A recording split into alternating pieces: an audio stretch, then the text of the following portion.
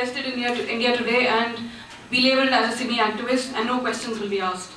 And routinely press stories will emerge about how this or that one has been picked up, arrested, and he was a member of Simi, or now Simi's passe actually, or Indian Mujahideen.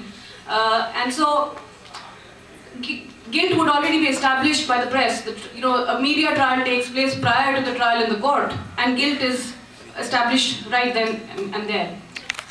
Now, what I would like to do today is to discuss briefly, the case of Batla House encounter in Delhi, after which actually our organization, Jamia Teacher Solidarity Association, was formed. And it's important, I think, to discuss the Batla House encounter case because it illustrates very well what has been happening in the country in the name of war on terror, the whole discourse of war on terror, how it has been evolving, and how it allows for the vitiation of the due process of law, how it allows for the media to try people who've been arrested on suspicion of being terrorists, and how the entire discourse, there are these state agencies, you have the NHRC, you have the courts, on the other hand you have the media, you have think tanks, policy groups and so on, and how there is a great deal of collaboration and collusion between all of these agencies and institutions in order to create this discourse of war on terror in which civil rights can be suspended, civil rights can be jettisoned, and an entire community of people can be pushed into the framework of national security rather than in the framework of civil rights, which should be the framework in India, in any democracy. So let me just briefly discuss the Batla House encounter and then come to the other general points.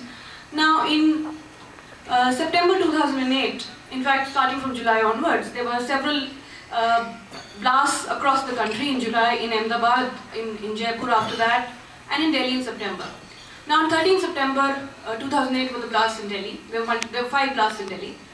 And precisely 5 days after this, on 18th September 2008, there was a small flat near the university where we teach, which is called, the locality is called Batla House, where the flat was raided by a party of the special cell.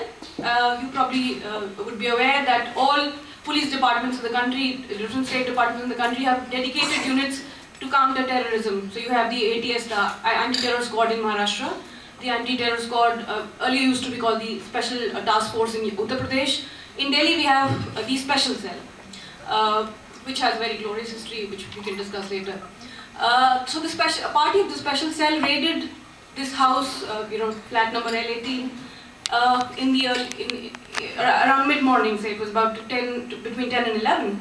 And this was followed, and the story which was starting to trickle out at that time was that 2 terrorists of Indian Mujahideen had been killed. These were the terrorists who had been responsible for carrying out the blast across the country, and they had shot, in the encounter, they had shot an inspector of the police, Inspector Sharma, who was a very, very decorated officer and a veteran of many, many encounters in Delhi.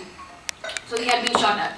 By evening, the inspector had died. He had passed away in Holy Family Hospital, which is barely, half a kilometer from Jamia. So by evening, the stories in the press had turned very, very jingoistic. There were headlines like Jamia is the nursery of terror. Azamgarh, from where these 2 boys came, was labelled as the epicenter of terror. The community was painted in, we know how Islamophobia runs in the press. So this was happening. Some of us at that time decided to go and cross-check with the neighbors and the community as to what was happening there. So when we arrived there, and the story that we got, a little bit of investigation that we did, we were quite certain that the police story was completely false. That there were large holes in the police story, in the police claims, which the media was not willing to investigate. And that was what really worried us, because it is the media's job in any democracy to question the claims of investigating agencies and the state. And in fact, what was happening here was that the press was, verbatim printing the police press releases. There was a complete suspension of disbelief, criticality, questioning on part of the media. And especially since Inspector Sharma had died, and there was, on national television, his funeral was being telecast live. So, in fact, when we started to ask questions, one of the newspapers, Pioneer, called it, teachers for terror. That was the label that we got.